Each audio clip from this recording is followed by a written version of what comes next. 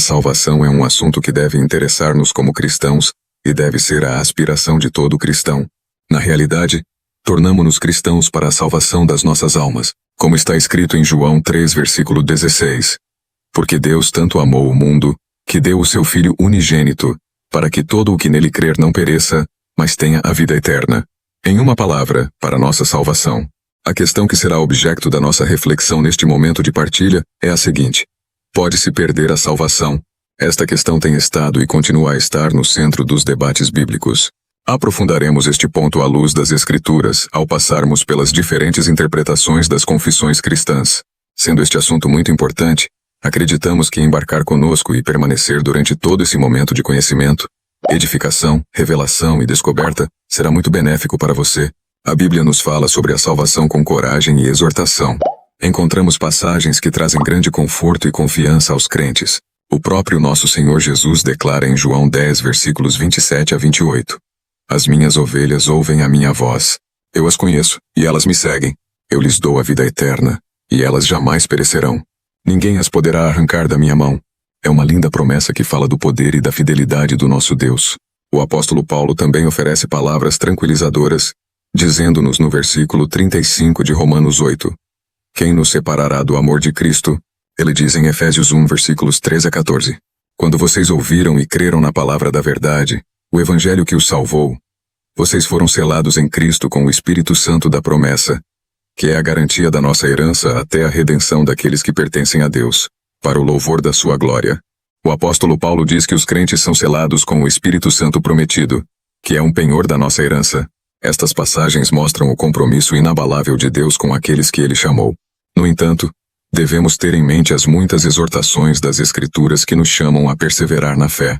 O autor da Epístola aos Hebreus nos alerta em Hebreus 3, versículo 12, onde está escrito: Cuidado, irmãos, para que nenhum de vocês tenha coração perverso e incrédulo, que se afaste do Deus vivo.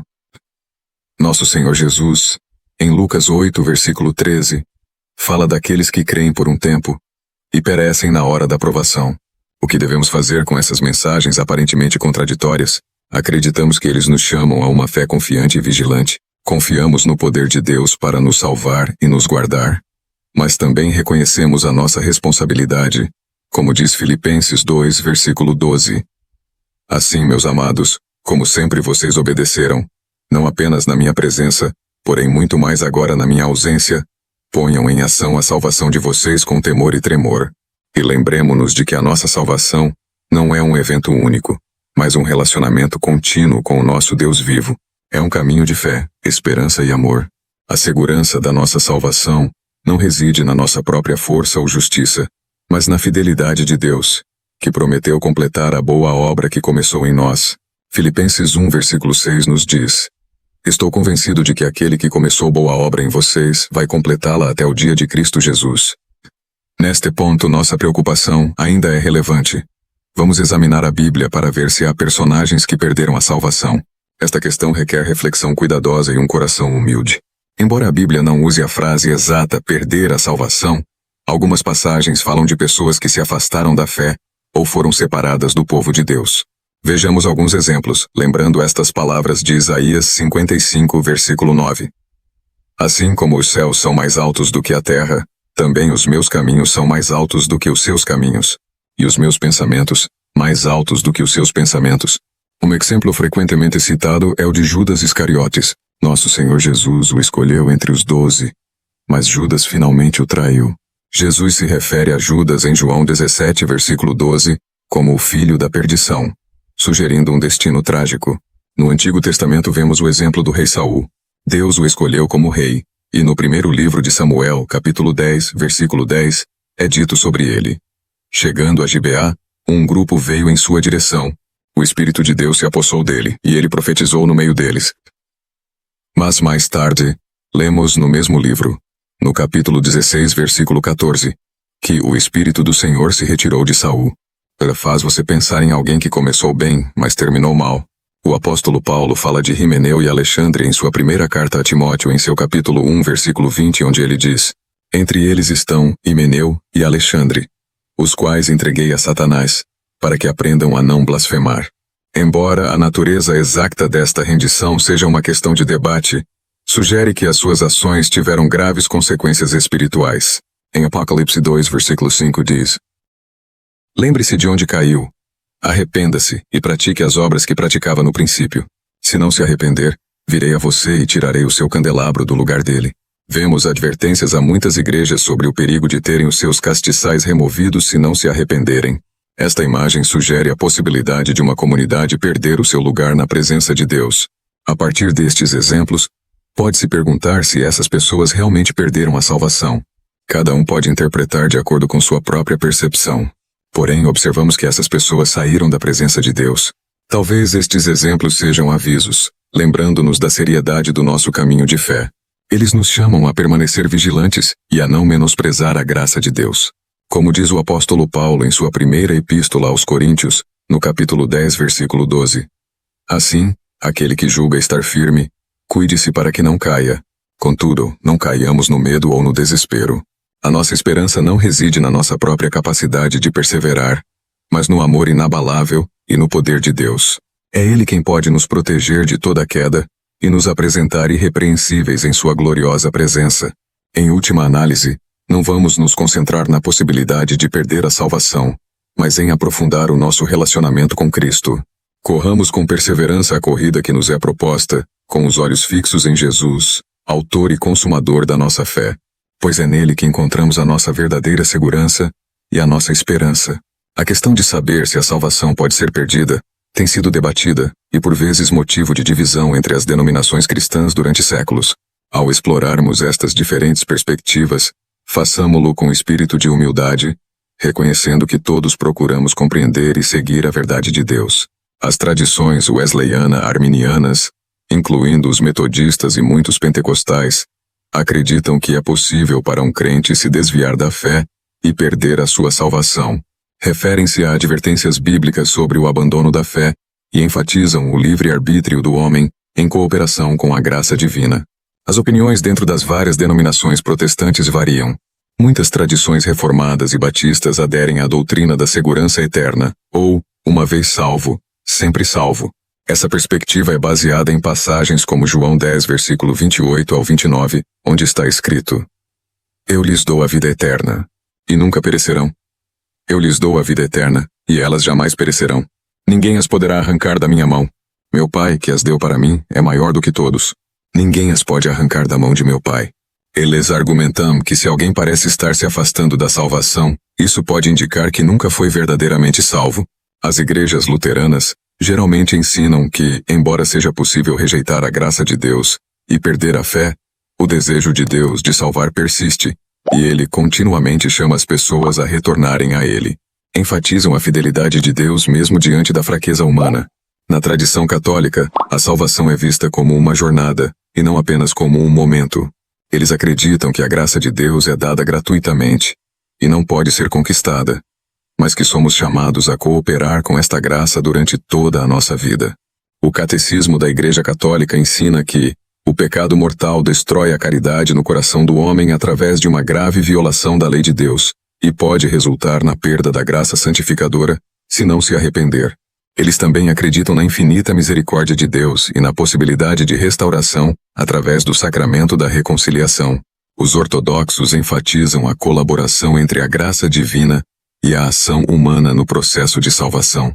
Eles também veem a salvação como uma jornada ao longo da vida, para se tornarem cada vez mais semelhantes a Deus. As tradições cristãs orientais, como as igrejas ortodoxas orientais, tendem a ver a salvação como um processo de cura e restauração, enfatizando o desejo de Deus de salvar, ao mesmo tempo que reconhecem a liberdade humana de rejeitar essa salvação. A comunhão anglicana, com a sua gama de perspectivas teológicas, inclui proponentes da segurança eterna e da possibilidade de queda em desgraça, muitas vezes enfatizando o mistério da salvação e a importância da perseverança na fé. Ao considerarmos essas diferentes perspectivas, lembremo-nos de que todas elas surgem de um desejo sincero de compreender a palavra de Deus e de viver fielmente. Embora estas diferenças possam parecer significativas, não devemos perder de vista o que nos une: a nossa fé em Jesus Cristo como Senhor e Salvador, e o nosso apelo a amar a Deus e ao próximo. Acima de tudo, Devemos esforçar-nos por viver a nossa fé no amor e nas boas obras, confiando na misericórdia e na graça de Deus. Agora vamos falar sobre as diferentes doutrinas relacionadas ao nosso assunto. Temos, por um lado, a segurança eterna, e por outro, a perseverança dos santos.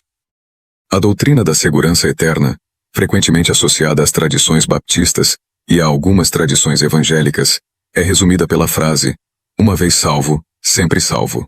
Enfatiza a natureza imutável da salvação de Deus e a segurança da posição do crente em Cristo. Os defensores desta doutrina citam passagens como João 10, versículos 28 a 29, onde Jesus afirma: eu lhes dou a vida eterna, e elas jamais perecerão. Ninguém as poderá arrancar da minha mão. Meu Pai que as deu para mim é maior do que todos. Ninguém as pode arrancar da mão de meu Pai. A ênfase aqui está no poder e na fidelidade de Deus para preservar aqueles que realmente creem. Em contraste, a doutrina da perseverança dos santos oferece uma perspectiva matizada, afirmando que aqueles que são verdadeiramente eleitos perseverarão até o fim e serão salvos. Também destaca a responsabilidade do crente de perseverar ativamente na fé.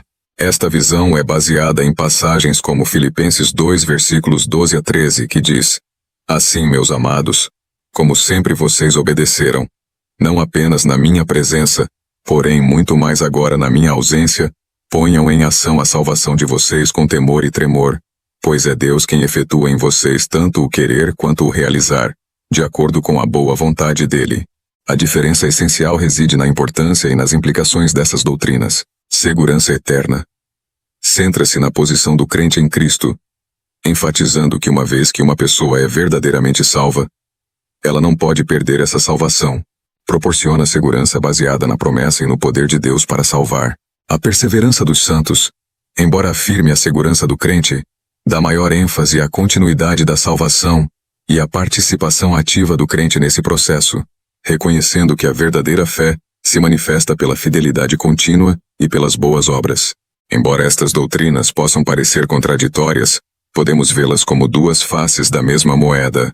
Ambos procuram afirmar a fidelidade de Deus e a segurança que temos em Cristo. Ambos reconhecem que a salvação é obra de Deus e não nossa, e devidamente compreendidos, devem levar-nos à gratidão e a uma vida fiel. Lembremo-nos de que a nossa segurança em Cristo não deve levar-nos à complacência, mas à obediência confiante e alegre. Como o apóstolo Paulo escreve em Filipenses 3, versículo 14, prossigo para o alvo, a fim de ganhar o prêmio do chamado celestial de Deus em Cristo Jesus. A nossa segurança não se baseia numa decisão única, mas num relacionamento contínuo com o nosso Senhor vivo. Em última análise, quer falemos sobre segurança eterna ou perseverança dos santos, o resultado final é o nosso relacionamento amoroso com Deus através de Jesus Cristo. Viver cada dia em resposta grata à sua graça, crescendo na fé, na esperança e no amor, é o que realmente importa. Não é nas formulações confessionais, mas no próprio Cristo que encontramos a nossa verdadeira segurança e esperança. Saibamos que a relação entre fé, obras e salvação é um mistério que os teólogos ponderam há séculos. Deve-se notar que a salvação é fundamentalmente um dom da graça de Deus, e não algo que podemos ganhar através dos nossos próprios esforços. Como Paulo nos lembra em Efésios 2, versículos 8 a 9, pois vocês são salvos pelo contrário, são fruto natural e prova de uma fé autêntica e salvífica. Como diz Tiago 2, versículo 17. Assim também a fé por si só, se não for acompanhada de obras, está morta. As boas obras não nos trazem a salvação, mas demonstram a realidade da salvação nas nossas vidas. A obediência também desempenha um papel crucial na vida cristã. O próprio Jesus disse em João 14, versículo 15, se vocês me amam, obedecerão aos meus mandamentos. A nossa obediência não é uma forma de ganhar o amor de Deus, mas uma resposta ao amor que já recebemos. Este é o caminho do discipulado, através do qual crescemos em santidade e nos tornamos mais semelhantes a Cristo. Portanto, embora as boas obras e a obediência não garantam a nossa salvação, evitando a sua perda, são elementos essenciais para viver a nossa salvação. Estes são os meios pelos quais cooperamos com a graça de Deus, permitindo que ela dê frutos nas nossas vidas. O apóstolo Paulo diz em Filipenses 2, versículos 12 a 13, assim, meus amados, como sempre vocês obedeceram, não apenas na minha presença, porém muito mais agora na minha ausência, ponham em ação a salvação de vocês com temor e tremor, pois é Deus quem efetua em vocês tanto o querer quanto o realizar, de acordo com a boa vontade dele. Vamos falar um pouco sobre a relação entre o livre-arbítrio e a possibilidade de perder a salvação. Na verdade, toca em alguns dos mistérios mais profundos da nossa fé. Convida-nos a contemplar a interação entre a soberania de Deus e a liberdade humana, entre a graça divina e a responsabilidade humana. No centro desta questão está a própria natureza do livre-arbítrio humano. Deus, em sua infinita sabedoria e amor, nos criou capazes de fazer escolhas. Este dom da liberdade é fundamental para a nossa humanidade e para a nossa capacidade de entrar num relacionamento amoroso com o nosso Criador. No entanto, com esta liberdade vem grandes responsabilidades. Assim como temos a capacidade de escolher Deus e seus caminhos, também temos a capacidade de rejeitá-lo. As Escrituras estão repletas de exortações para escolher a vida, para escolher os caminhos de Deus, como vemos em Deuteronômio 30, versículo 19. Hoje invoco os céus e a terra como testemunhas contra vocês, de que coloquei diante de vocês a vida e a morte, a bênção e a maldição. Agora escolham a vida, para que vocês e os seus filhos vivam. No contexto da salvação, o nosso livre-arbítrio desempenha um papel crucial. Embora a salvação seja inteiramente um dom da graça de Deus, não podemos obtê-la através dos nossos próprios esforços. Somos chamados a responder a esta graça com fé e obediência. Isto levanta a questão da perda da salvação. Se temos a liberdade de aceitar o dom da salvação de Deus, também somos livres para rejeitá-lo depois de recebê-lo. É aqui que as perspectivas teológicas divergem. Aqueles que acreditam que é possível perder a salvação muitas vezes argumentam que o nosso relacionamento contínuo com Deus requer a nossa livre cooperação com a sua graça. Assim como escolhemos livremente aceitar a Cristo, mantemos a liberdade de nos afastar dele. Hebreus 6, versículos 4 a 6 diz: Ora, para aqueles que uma vez foram iluminados, provaram o dom celestial, tornaram-se participantes do Espírito Santo, experimentaram a bondade da palavra de Deus e os poderes da era que há de vir. Mas caíram. É impossível que sejam reconduzidos ao arrependimento, pois para si mesmos estão crucificando de novo o Filho de Deus, sujeitando-o à desonra pública. Por outro lado, aqueles que acreditam na segurança eterna podem argumentar que a graça salvadora de Deus transforma a nossa vontade de tal forma que, embora retenhamos a nossa liberdade, os verdadeiros crentes perseverarão inevitavelmente na fé. Poderiam dizer que o nosso livre-arbítrio, tendo sido libertado pela graça, escolherá sempre permanecer em Cristo. Ao ponderarmos sobre estas questões profundas, não percamos de vista a verdade essencial. A primeira carta a Timóteo, capítulo 2, versículos 3 a 4, nos diz: Isso é bom e agradável perante Deus, nosso Salvador, que deseja que todos os homens sejam salvos e cheguem ao conhecimento da verdade. Sua graça é sempre suficiente e nos alcança constantemente. Portanto, usemos nossa liberdade com sabedoria e alegria. Escolhamos todos os dias seguir a Cristo, amar a Deus e ao próximo, viver na plena graça que recebemos. Pois ao fazê-lo, participamos na própria vida de Deus, e é aí que encontramos a nossa verdadeira segurança e a nossa alegria mais profunda. Observe que a relação entre a confiança e a possibilidade de perder a salvação também nos lembra a natureza dinâmica da fé. Nossa salvação não é apenas um evento único, mas um relacionamento contínuo com o Deus vivo. Como em qualquer relacionamento, sempre existe a possibilidade de nos aproximarmos ou nos afastarmos. Esta compreensão pode fortalecer a nossa confiança, em vez de enfraquecê-la, lembrando-nos que Deus prometeu completar a boa obra que Ele começou em nós. Nosso papel é responder à sua graça e acrescentar a ela o que Pedro nos diz em sua segunda carta, no capítulo 1, versículos 5 ao 7.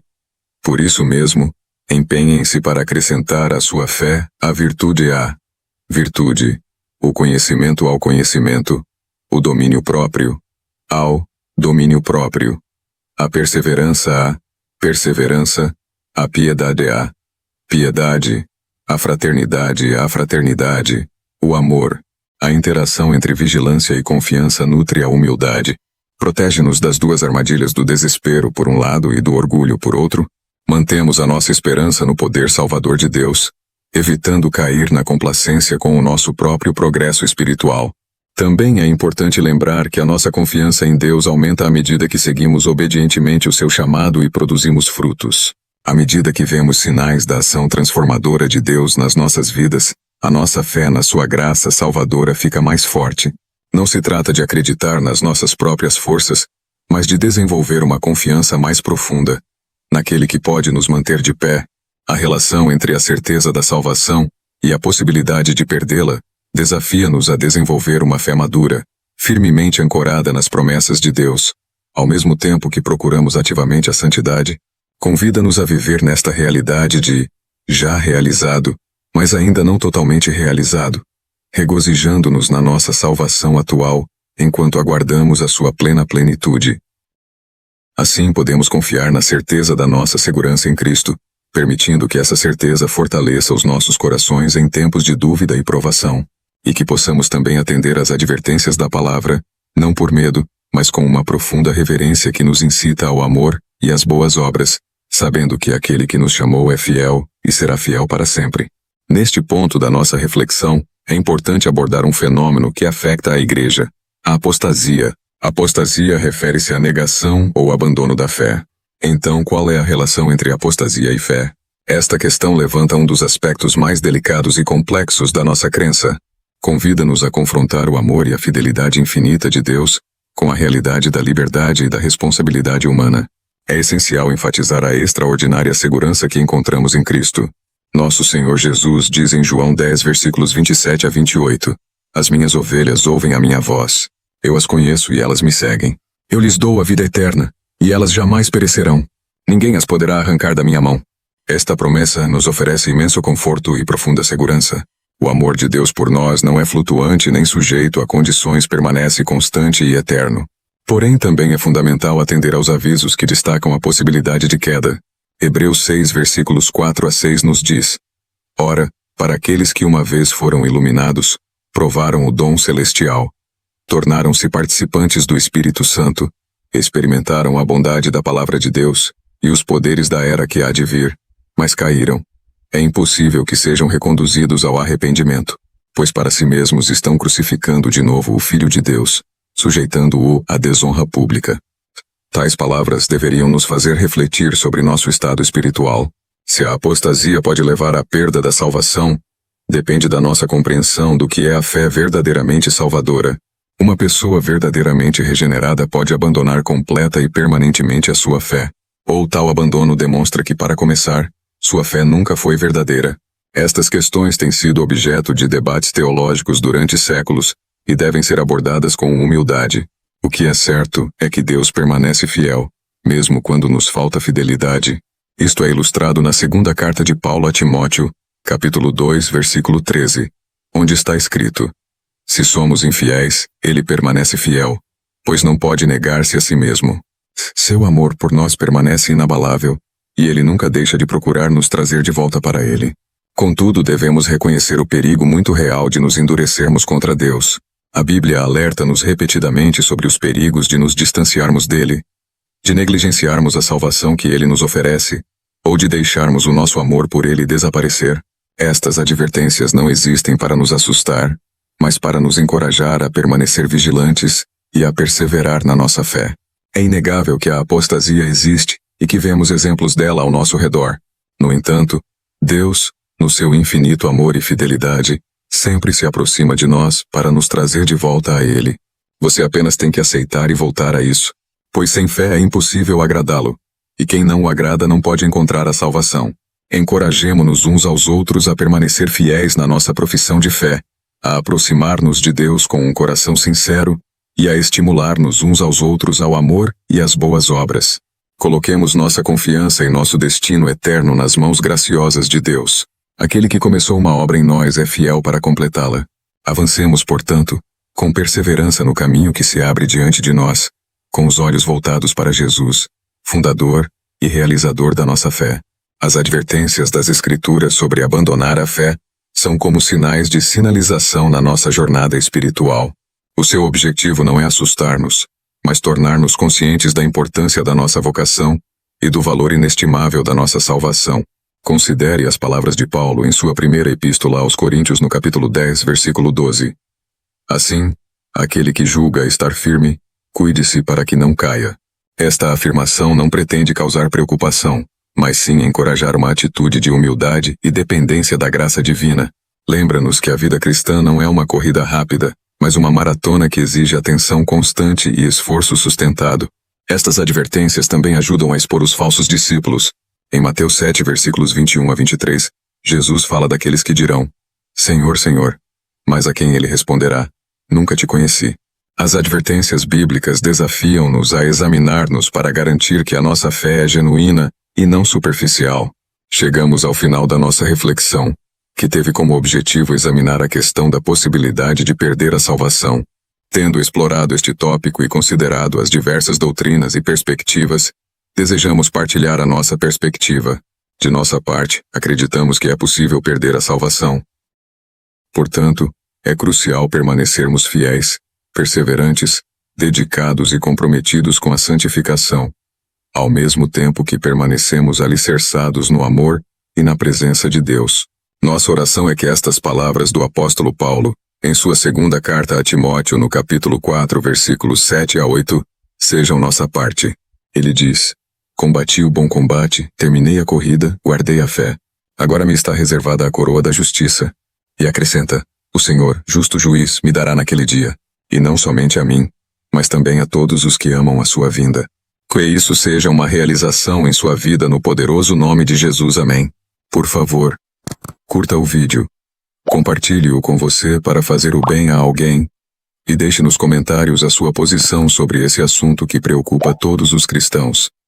Seja qual for a sua confissão, e acima de tudo, inscreva-se e ative o sininho para ficar conectado conosco em nossos momentos de partilha, revelação, descoberta, edificação e conhecimento para o aperfeiçoamento da nossa fé, enquanto esperamos com perseverança pela graça da salvação.